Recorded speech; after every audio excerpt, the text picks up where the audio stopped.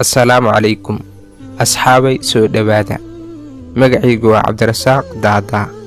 Maanta waxaan ka hadlaynaa noloshii Amiirad Zubayda bintu Abu Jacfar al-Mansuur.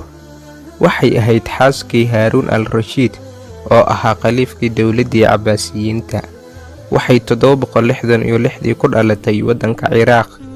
Waxay ahayd haweenaydii ugu taajirsaneyd uguna awoodda badnayd adduunka xilligii ay noolayd. Intaana waxaa u dheeraa inay ahayd qof garaad badan oo maskax badan. Waxay ahayd haweenay sharaf badan oo caan ku ahayd deeqsinimadeeda baaxadda weyn iyo caawinta dadka tabaalaysan. Waxay horumarisay dhismooyin badan oo ku yaalaan magaalooyin badan. Waxaa kaloo lagu yaqaanay inay samaysay mashruuc aad u weyn oo lagu dhisaayo xarumo ay ku adeegan karaan xujayda Baqdaad ka soo baxdo, sida inay dhistay ceelal biyo oo ka soo bilaabma waddada xajka loo maro ee magaalada Baqdaad ilaa iyo Makka. Xajkeedii shanaad ayay ogaatay inay abaartii dhacday ay burburisay oo saamaysay noloshii bulshadii Makka ku noolaayeen, sidoo kalena ay yaraadeen biyihii magaalada Makka.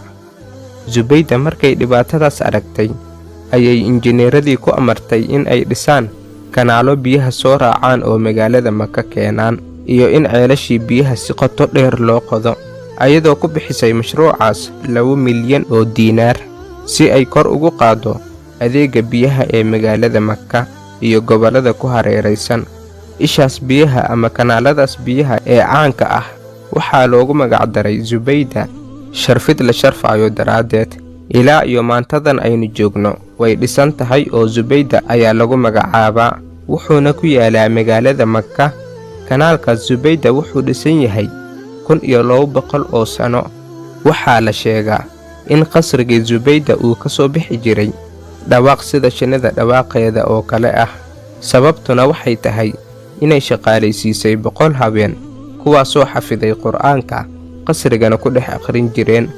Zubayda bintu Abu Jacfar waxay geeriyootay 831dii, waxayna baal dahab ah kaga jirtaa taariikhda Islaamka. daawade muuqaalkan haddaad ka heshay like saar, subscribe-na ha ka ilaabin. Wassalaamu calaykum.